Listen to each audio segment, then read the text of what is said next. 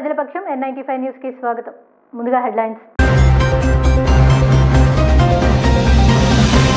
Lock house monitoring system సద్వినియోగం చేసుకోండి. ఇల్లు విడిచి ఇతర ప్రాంతాలకు వెళ్లే సమయంలో పోలీసులకు సమాచారం ఇవ్వండి. అపార్ట్మెంట్లలో సీసీ కెమెరాలు ఏర్పాటు చేసుకోవాలి. పోలీసుల సూచన. ఆస్తి విలువ ఆధారంగా పన్నులు వేయడం తగదు. ప్రజలపై అదనపు భారం మోపే జీవోలను రద్దు చేయాలి. రౌండ్ టేబుల్ సమావేశంలో వ్యక్తుల డిమాండ్. ఈ నెల 30న మున్సిపల్ కార్యాలయం వద్ద ధర్నాకు పిలుపు. మదనపల్లి పట్టణం రూరల్ మండలంలో చోరీల నివారణకు LHMS సద్వినియోగం చేసుకోవాలని మదనపల్లి పోలీసులు సూచిస్తున్నారు. మీరు ఇంటి నుండి బయట ప్రదేశాలకు ఇతర ప్రాంతాలకు వెళ్ళినప్పుడు మీ ఇంటి నెంబర్ మరియు చిరునామా లాక్డ్ హౌస్ కింద తప్పకుండా పోలీస్ స్టేషన్లో తెలియపరిచి వెళ్లాలని కోరుతున్నారు. ముందుగా తెలియపరిచిన పోలీసులు తగు భద్రత కల్పించబడునని, LHMS కెమెరాలు అందుబాటులో ఉన్నాయని, వాటిని వినియోగించుకోవాల్సిందిగా కోరుతున్నారు. LHMS యాప్ను డౌన్లోడ్ చేసుకుని దాని ద్వారా ఇంటి భద్రత చూసుకోవచ్చని వెల్లడించారు. ఇతర పనుల మీద బయట ఊర్లకు కానీ ఎక్కడికైనా వెళ్ళినప్పుడు ఇంటిలో విలువైన బంగారు వెండి ఆభరణాలు ఉంచరాదు. ఏదైనా బ్యాంక్ లాకర్లో భద్రపరచుకోవాలను. మీ ద్విచక్ర వాహనాలకు చైన్ లాక్ లేదా ఫోక్స్ వేసి బాగా చూసుకోవాలను. అపార్ట్మెంట్స్లో నివసించే వారు ఇంటి ప్రాంతాలలో ముఖ్యమైన కూడల్లో సీసీ కెమెరా తప్పకుండా ఏర్పాటు చేసుకోవాలను. మీకు అనుమానిత వ్యక్తులు ఎవరైనా కనబడినా వెంటనే సమీప పోలీస్ స్టేషన్లో తెలియపరచాలని సూచించారు. మదనపల్లి పట్టణ ప్రజలకు పోలీసు వారి విజ్ఞప్తి. ఇప్పుడే గూగుల్ ప్లే స్టోర్ నుండి LHMS యాప్ను డౌన్లోడ్ చేసి ఇన్స్టాల్ చేసుకోండి.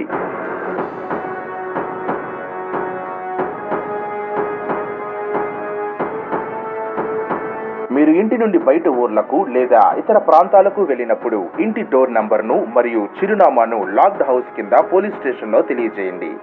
మేము తగు భద్రత కల్పించగలము. ఇంటిలో విలువైన వెండి బంగారు ఆభరణాలు ఏదైనా బ్యాంక్ లాకర్లో భద్రపరుచుకోగలరు. మీ ద్విచక్ర వాహనములకు చైన్ లాక్ లేదా ఫోర్క్ లాక్ వేసి జాగ్రత్త పడండి. LHMS కెమెరాలు అందుబాటులో కలవు. వాటిని వినియోగించగలరు. అపార్ట్మెంట్స్లో నివసించేవారు మరియు ముఖ్యమైన ప్రాంతాలు కూడలిలో సీసీ కెమెరాలు ఏర్పాటు చేసుకోండి.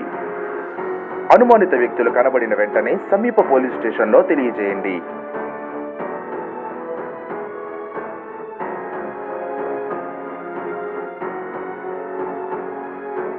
లాక్డౌన్ సందర్భంగా పాఠశాలలు నడవలేకపోవడంతో 2 సంవత్సరాలుగా జీతాలు లేకపోవడంతో ఇబ్బంది పడుతున్న ప్రైవేట్ పాఠశాలలో పనిచేసే ఉపాధ్యాయులను ప్రభుత్వం ఆదుకోవాలని తోగటవీర క్షత్రియ ఉద్యోగుల సంఘం నాయకులు కోరారు. నేడు ప్రైవేట్ పాఠశాలలో పనిచేసే ఉపాధ్యాయులకు తోగటవీర క్షత్రియ ఉద్యోగుల సంఘం ఆధ్వర్యంలో నిత్యావసర వస్తువులను పంపిణీ చేశారు.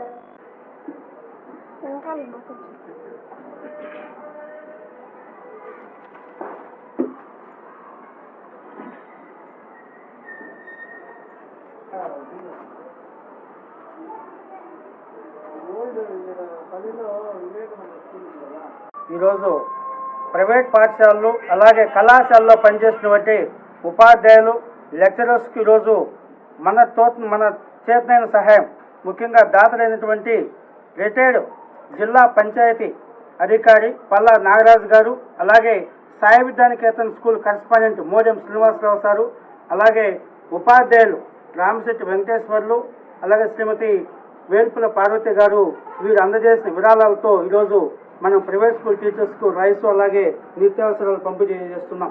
ఇది పంపిణీ చేస్తున్నాం అనుకుంటే వాళ్ళు గౌరవిస్తున్నామని చెప్పడము సమంజసంగా ఉంటుంది. ఎందుకంటే వాళ్ళు జాతి నిర్మాతలు. ఉత్తమ భావభారత పౌరులను తయారు చేయడంలో వారి పాత్ర చాలా కీలకమైంది. ఈరోజు సాధారణ పౌరు నుంచి రాష్ట్రపతి వరకు కూడా ఈరోజు వివిధ హోదాల్లో జాతీయ అంతర్జాతీయ స్థాయిలో ఉన్నారంటే కేవలం గురువులే. అటువంటి గురువులను గౌరవించుకోవడము మన విధి, మన బాధ్యత. కాబట్టి ఆ ఉపాధ్యాయ వృత్తిని గౌరవించాలా అనే ఉద్దేశంతో ఈరోజు మనము కొంతమంది ప్రైవేట్ టీచర్స్కు ఈరోజు ఈ రైసు అలాగే నిత్యావసరాలు పంపిణీ చేస్తున్నాం. కాబట్టి దీనికి సహకరించిన దాతలకు అందరూ కూడా మరొకసారి అందరి తరఫున ధన్యవాదాలు తెలియజేస్తున్నాము. అలాగే ప్రభుత్వానికి కూడా విజ్ఞప్తి చేస్తున్నాం. ఎందుకంటే తెలంగాణ ప్రభుత్వం ఈరోజు 2000 రూపాయలు డబ్బులు అలాగే రైస్ ఇస్తూ ఉంది. అదేవిధంగా ఇక్కడ కూడా మన రాష్ట్రంలో కూడా వారికి ప్రైవేట్ టీచర్స్ లెక్చరర్స్ ఆదుకోవాలి. ఎందుకంటే దాదాపు 2 సంవత్సరాల నుంచి పాఠశాల లేక, జీతాలు లేక, బారులు కట్టలేక చాలామంది గౌరవప్రదమైన ఉపాధ్యాయ వృత్తి నుంచి బేల్దారి పని చేసుకుంటున్నారు, కూరగాయలు అమ్ముతూ ఉన్నారు, అలాగే చిన్న చిన్న పనులు చేసుకుని ఈరోజు వారి జీవనాన్ని సాగిస్తున్నారు. అలా పండ్లు కానీ కూరగాయలు కానీ అమ్ముకోవడం ఇలాంటివి. కాబట్టి దయవుంచి ప్రభుత్వం కూడా దీనిపైన దృష్టి పెట్టాలని చెప్పి దీన్ని మేము ఒక చిరు సహాయంగా భావిస్తూ వారికి చేస్తున్నాము. వారిని గౌరవించాలనే ఉద్దేశంతో. థ్యాంక్ యూ, ధన్యవాదాలు. అందరికి నమస్కారం. నా పేరు సుధాకర్, పీటీఎల్ఏ చిత్తూరు డిస్ట్రిక్ట్ ప్రెసిడెంట్ పనిచేస్తున్నాను. ముఖ్యంగా ప్రైవేట్ టీచర్లకు జీతాలు లేవు. అలాంటప్పుడు ఇంటి అద్దెలా కడతారు, సరుకులు ఎలా కొంటారు? ఈ కష్టకాలంలో మనం ఎవరు గుర్తించలేదు. ఈ కష్టకాలంలో మనం గుర్తించింది పల్లా నాగరాజు గారు మరియు మోడెం శ్రీనివాసరావు గారు, వీరప పార్వతి గారు, రామపేట వెంకటేశ్వర గారు. ఈ సహకారంతో ఈరోజు మదనపల్లిలో ప్రైవేట్ టీచర్లకు నిత్యావసర సరుకులైన బియ్యము మరియు సరుకులు పంపిణీ జరుగుతూ ఉంది. కాబట్టి ప్రభుత్వం కూడా ఈ ప్రైవేట్ టీచర్లకు జీతాల సమయంలో తెలంగాణ తరహాలో 2,000 రూపాయల నగదు మరియు రైస్ పంపిణీ చేయాలని కోరుతున్నాను. తిరుపతి సమీపంలో ఎలక్ట్రానిక్స్ మ్యానుఫ్యాక్చరింగ్ యూనిట్ తలపెట్టిన రిలయన్స్ ఇండస్ట్రీస్ సంస్థ వెనక్కి తగ్గింది. ఏపీ మౌలిక సదుపాయాల కల్పన సంస్థ అయిన ఏపీఐఐసి తమకు కేటాయించిన భూములను వెనక్కి ఇచ్చేసింది. రిలయన్స్ సంస్థ భూములను వెనక్కి ఇచ్చిన విషయాన్ని తిరుపతి ఏపీఐఐసి జోనల్ కార్యాలయ ఉన్నతాధికారులు ధృవీకరించారు. భూముల కోసం ఆ సంస్థ డిపాజిట్ చేసిన మొత్తాన్ని తిరిగి ఇచ్చే విషయాన్ని పరిశీలిస్తున్నట్లు తెలిపారు. తిరుపతిలో 15,000 కోట్ల రూపాయల పెట్టుబడులతో సెటప్ బాక్సులు, ఇంటర్నెట్ వినియోగానికి అవసరమైన డాంగిల్స్ తయారీ యూనిట్ను ఏర్పాటు చేసేందుకు టీడీపీ ప్రభుత్వ హయాంలో రిలయన్స్ ముందుకొచ్చింది.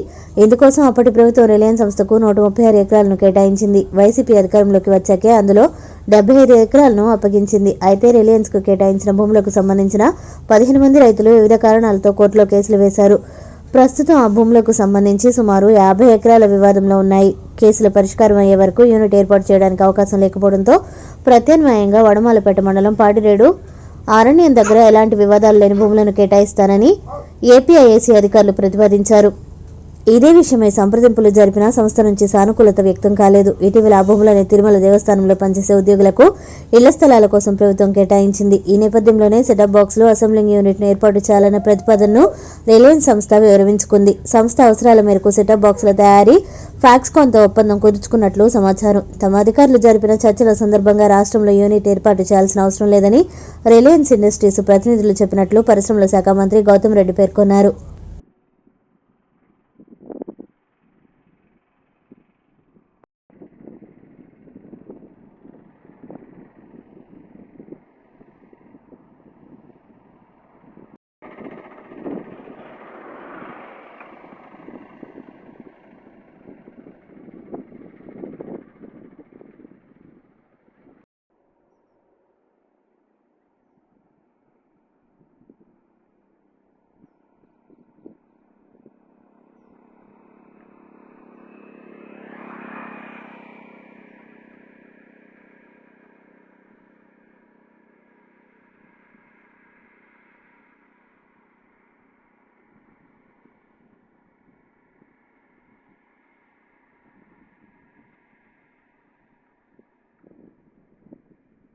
తిరుచానూరు శ్రీ పద్మావతి అమ్మవారిని ఆంధ్రప్రదేశ్ ప్రధాన కార్యదర్శి ఆదిత్యనాథ్ దాస్ కుటుంబ సమేతంగా దర్శించుకున్నారు.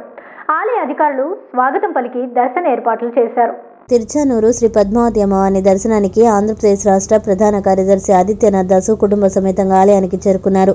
ఆలయం ఎదుట అధికారులు స్వాగతం పలికి దర్శన ఏర్పాట్లు చేయగా అమ్మవారిని దర్శించుకుని మొక్కులు చెల్లించుకున్నారు. ఆశీర్వాద మండపంలో వేద పండితులు వేద ఆశీర్వచనం చేసి అమ్మవారి తీర్థప్రసాదాలు అందజేశారు.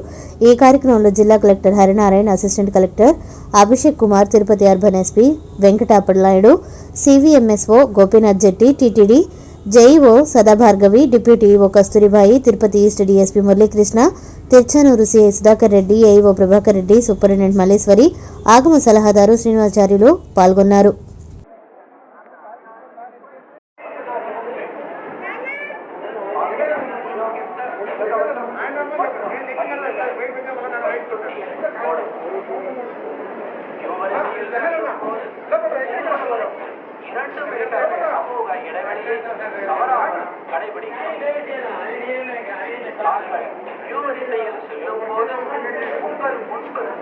பக்தர்கள் அடையாள குறியிலிருந்து கடந்த பின்னரே நீங்கள் அந்த அடையாளத்திற்குள்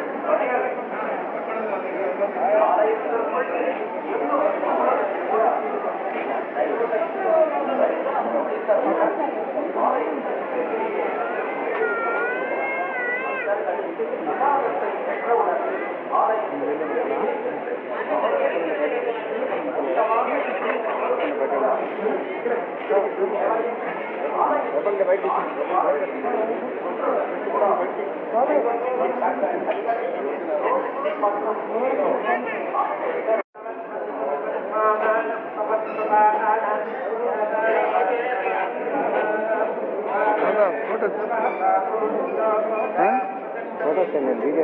ఫోటో తీయలేదా? ఫోటో తీరా తీసుకోండి. ఇవ్వకండి మేడం, ఇవ్వకండి మేడం.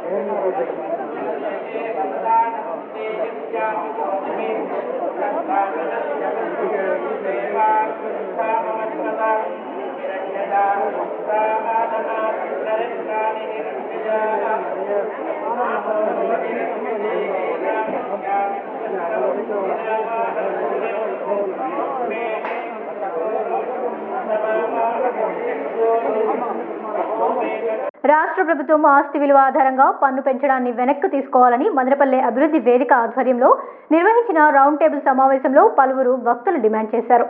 ఆదివారం సిఐటియు కార్యాలయంలో జరిగిన సమావేశంలో సిఐటియు జిల్లా ఉపాధ్యక్షుడు హరీంద్రనాథ్ శర్మ, మదనపల్లె బార్ అసోసియేషన్ అధ్యక్షులు నరసింహులు, పట్టణ పౌర సంఘాల సమైక్య జిల్లా కన్వీనర్ శ్రీనివాసులు, ఐఐటియుసి నాయకులు కృష్ణమూర్తి హాజరయ్యారు. ఈ సందర్భంగా వారు మాట్లాడుతూ పట్టణ ప్రజలపైన భారాలు మోపడం సరైంది కాదని అన్నారు. నడిచే బండిపై కొంచెం బరువు మోపడం వలన బండి ఎలా నడవలేదో ప్రజలపై భారాలు వేస్తే వారి జీవనం కూడా అలాగే ఉంటుందని అన్నారు.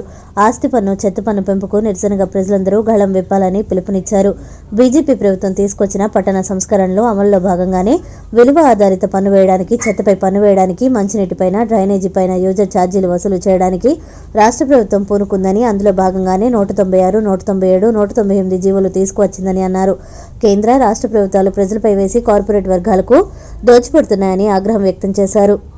ఈ నెల 30న మున్సిపల్ కార్యాలయం ముందు ధర్నా చేయాలని రౌండ్ టేబుల్ సమావేశంలో తీర్మానించారు. ఈ కార్యక్రమంలో న్యాయవాదులు సోమశేఖర్, సురేష్ బాబు, మైనార్టీ హక్కుల ఫోరం నాయకులు షేక్ తయూబ్, యూటీఎఫ్ నాయకులు సుధాకర్, డివైఎఫ్ఐ నాయకులు మణిశేఖర్, చేనేత కార్మిక సంఘం నాయకులు రాజబాబు, మాలమహానాడు జిల్లా ప్రధాన కార్యదర్శి చంద్రయ్య, టైలర్స్ అసోసియేషన్ నాయకులు హబీబ్ పాల్గొన్నారు. భరించే పరిస్థితులు లేవు.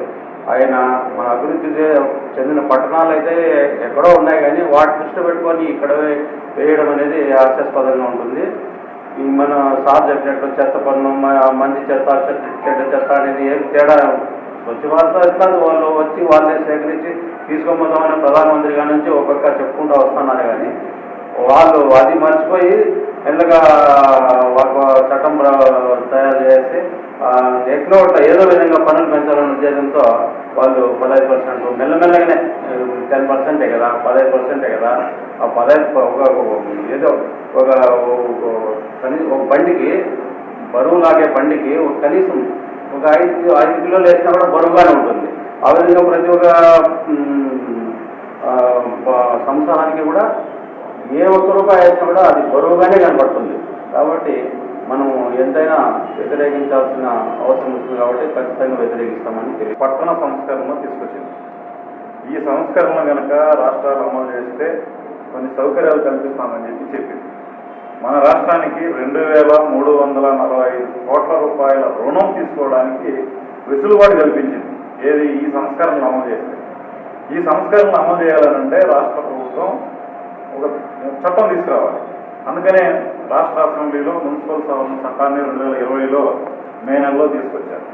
దాన్ని అమలు చేయడం కోసం 3 రకాల జీవోలు, 196, 197, 198 ఇట్లా 3 రకాల జీవోలు ఇచ్చి పట్టణాల్లో ఆస్తి పన్ను, చెత్త పన్ను, మంచినీటి మీద, అదేవిధంగా డ్రైనేజీ ఛార్జీలు అన్నీ కూడా పెరిగే విధంగా ఈ జీవోలు ఉన్నాయి. దాంట్లో ముఖ్యమైనది ఆస్తి పన్ను. ఆస్తి పన్ను గతంలో ఇంటి అద్దె ఆధారంగా పర్సెంటేజ్ లెక్క కట్టి ఇంటి పన్ను వసూలు చేసేవారు. ఇప్పుడు అట్లా కాకుండా ఈ సవరించిన చట్టంలో ఇంటి రిజిస్ట్రేషన్ విలువ ఆధారంగా, అంటే ఇంటి నిర్మాణపు విలువ, ఆ భూమి విలువ రెండు కలిపి దాంట్లో నుంచి పర్సెంటేజ్ చేయడం అనేటటువంటి పద్ధతిని తీసుకొచ్చారు. దీనివల్ల ఇప్పుడు వస్తున్నటువంటి పన్ను రెట్టింపు కాదు, 4 రెట్లు, 5 రెట్లు, 10 రెట్లు, 100 రెట్లు పెరిగినా మనమేమి ఆశ్చర్యపోవాల్సినటువంటి అవసరం లేదని చెప్పి మనం ఈ జీవోలు పరిశీలన చేస్తే అర్థమవుతుంది.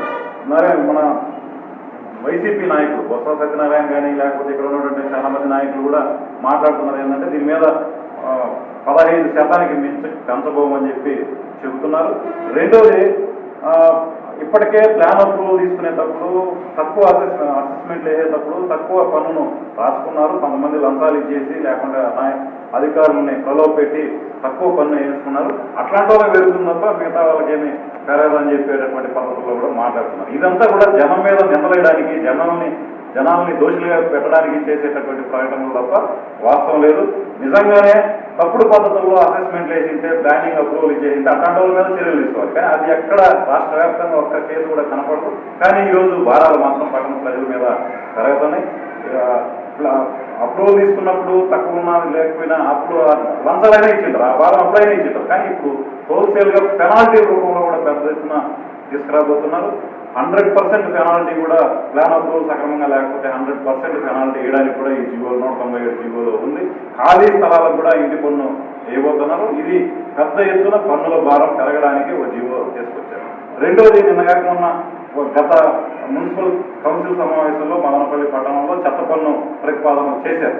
దాన్ని కౌన్సిల్ వ్యతిరేకించినందుకు మదనపల్లి అభివృద్ధి వేదిక తరఫున వాళ్ళందరికీ కూడా, కౌన్సిల్ సభ్యులందరికీ కూడా ధన్యవాదాలు తెలియజేస్తున్నాం. అయితే దీన్ని పూర్తిగా ఆపేయాలి.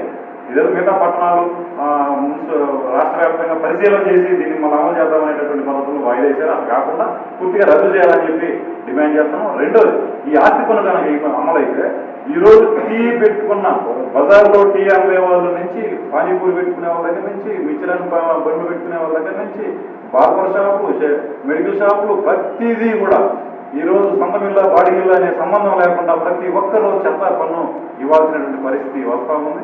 ఇది మినిమం ₹2 నుంచి దాదాపు ₹50 దాకా రోజుకి వసూలు చేసేటటువంటి ప్రతిపాదనలు మున్సిపాలిటీ సిద్ధం చేసింది. ఇది పెద్ద ఎత్తున అందరి మీద భారాలు ఖచ్చితంగా పడేదానికి అవకాశాలు ఉన్నాయి. పేదలు ఖాళీ స్థలం ఉన్నా కూడా చెత్త పన్ను వేయాలి. 2 రోజులు కనుక తడి చెత్త పొడి చెత్త వేయకపోతే మళ్ళీ ₹50 పెనాల్టీ వేయబోతున్నారు. ఇది కాకుండా మంచి నీళ్ళ మీద ఈరోజు మున్సిపాలిటీ సరఫరా చేసే నీళ్ళే తాగేదానికి పనికిరావు, అసలు వాడుకోవడానికి తప్ప తాగేదానికి జనం అందరూ కూడా రోజు ₹40 నుంచి ₹100 ఖర్చు పెట్టి తాగేదానికి నీళ్లు తీసుకుంటున్నారు. ఇట్లాంటి పరిస్థితుల్లో మంచినీళ్ళు మేము సరఫరా చేస్తామనే పేరుతో యువకుల ఛార్జీలు తీసుకురాబోతున్నారు. క్వాంటిటీని బట్టి దాని మీద ఛార్జీలు వేయడానికే 198 జీవో తీసుకొచ్చారు. అదేవిధంగా ఈరోజు డ్రైనేజీ ఛార్జెస్, ఇంట్లో ఎన్ని లెట్రిన్లు ఉంటే 3 లెట్రిన్ల వరకు ₹40 చొప్పున వసూలు చేయాలని, 5 ఉంటే ₹80 వసూలు చేయాలని, ఆ 10 ఆ పైన ఉంటే 300 అట్లా చేయాలని చెప్పేటటువంటి ప్రతిపాదన కూడా తీసుకొచ్చారు. దాంట్లో 197 జీవో ఉంది. ఇట్లా 3 రకాల జీవోల్ని రాష్ట్ర ప్రభుత్వం విడుదల చేసింది. ఈ 3 రకాల జీవోల్ని రద్దు చేయాలని చెప్పి అనేక సందర్భాల్లో ఇంకా దాదాపు సంవత్సర కాలంగా పోరాటం చేస్తూ ఉంటే ఎన్నికల సందర్భంలో వైసీపీ ప్రభుత్వం దీన్ని ఎట్టి పరిస్థితుల్లో అమలు చేసే పరిస్థితి లేదు, ఒక్క పైసా కూడా పని అయిపోమని చెబుతూనే ఈరోజు మళ్ళా దానికి అమలు పూనుకుంటాన్ని దొడ్డిదారిని అమలు చేయాలని చెప్పి పాలక వర్గాలు కౌన్సిల్ సమావేశాలు వ్యతిరేకించినా సరే దాన్ని మళ్ళా అమలు చేయాలని చెప్పి రాష్ట్ర వ్యాప్తంగా ప్రయత్నాలు జరుగుతున్నాయి. దీన్ని వ్యతిరేకిస్తూ ఇప్పటికే అనేక పోరాటాలు చేశాం. ఇది ఈ వచ్చే కౌన్సిల్ సమావేశం సందర్భంగా ఖచ్చితంగా మున్సిపాలిటీ ముందర నిరసన పెద్ద ఎత్తున చేయడానికి ఈ సన్నాహక సమావేశం ఏర్పాటు చేశాం. అంతేకాదు ఈరోజు బీజేపీ చేస్తున్నటువంటి వైఖరి, నరేంద్ర మోడీ దీన్ని అమలు చేయాలని చేస్తుందని చెప్పి చెప్తా ఉంటే ఇదేదో వైసీపీని ఇరకాలంలో పెట్టేటట్టుగా లేకుండా రాజకీయ లబ్ధి కోసం ఇది ప్రకటనలు చేస్తాను. ఇది సరైనది కాదు. ముఖ్యంగా పేద ప్రజానికానికి నట్టి విచ్చే విధంగా కరోనా ఒక పక్క వినవతానం చేస్తూ ఉంటే అదే ప్రభుత్వం కూడా నిమ్మక నీరెత్తి చూస్తూ ప్రజలపైన లేనిపోని పన్నుల భారాలను మోపుతున్నటువంటి ఈ తరుణంలో ఈరోజు మన మదనపల్లి అభివృద్ధి వేదిక ముందుకొచ్చి గత సంవత్సరం నుంచి కూడా అనేక కార్యక్రమాలు చేపట్టడం జరుగుతూ ఉంది. కానీ అధికారులు కానీ ప్రభుత్వం కానీ చిన్న చూపు చూస్తూ ఉంది. ఇప్పుడు పేద ప్రజానికానికి ఒక్క పన్ను మాత్రమే మినహాయించినారు. ఆ పన్ను వేసినా కూడా ప్రజలకు ఇంకా కొంచెం గుర్తు వస్తుంది. ఒక జిట్టు పన్ను మాత్రమే మినహాయించినారు. మిగతా అన్ని పన్నులకి ప్రభుత్వాలు జీవోలు తీసుకొస్తూ ఉంది. ఇంకా జిట్టు పన్ను కూడా ఏం చేసినారంటే ఇంగ్లీష్ వాళ్ళకు మన తెలుగు వాళ్ళకి సంబంధం లేకుండా ఇంగ్లీష్ వాళ్ళు పరిపాలన చేసినప్పుడు జిట్టు పన్ను, ఆ పన్ను, ఈ పన్ను అని చెప్పి ప్రజలను నానా ఇబ్బందులు పెట్టి చాలా హింస చేసిన 200 సంవత్సరాలు వాళ్ళు ఏలిన తర్వాత కూడా మనమంతా ఏకమై ఒక దాటిపైకి వచ్చిన తర్వాత మనకు స్వాతంత్రం సంపాదించుకున్నాం. ఇప్పుడు స్వాతంత్రం వచ్చి ప్రయోజనం లేకుండా వాళ్ళు చేసినటువంటి అలాంటి రాజకీయ విజయ చేస్తూ పేద ప్రజల పైన భారాలు మోపుతూ వస్తున్నటువంటి ఈ ప్రభుత్వాలు ఇకనైనా కన్ను తెరవాలి.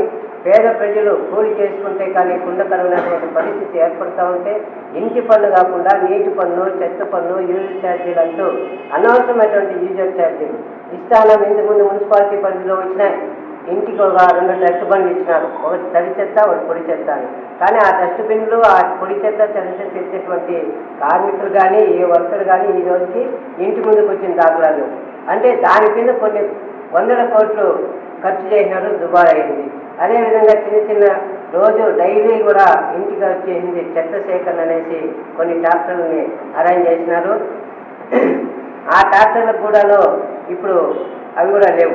అంటే ఏంటి పరిస్థితులు అంటే ప్రభుత్వం తీసుకొస్తున్నటువంటి ఇలాంటి జీవోలను తాత్కాలికంగా అప్పటికప్పుడే వాళ్ళు ప్రభుత్వం యొక్క ఆదాయం కోసం ఇలాంటి జీవోలను తీసుకొస్తూ ప్రజల మీద భారం మోపుతా ఉంది. కాబట్టి ఈ రోజు ఉన్నటువంటి చిన్న దుకాణం కానీ, ఏ ఒక్క మంగళ షాప్ కానీ, ఏ ఒక్క బట్టల అంగడి కానీ, అదేవిధంగా ల్యాండ్రీ షాపుని ప్రతి ఒక్కటి కూడా చెత్త అనేది ఇచ్చినామంటే రోజుకు 2 రూపాయలు ఈరోజు మన భారం వేస్తూ ఉందంటే ప్రభుత్వము మనకి ఎంత సాయం చేస్తూ ఉందనేది ప్రజలు గమనించాలా.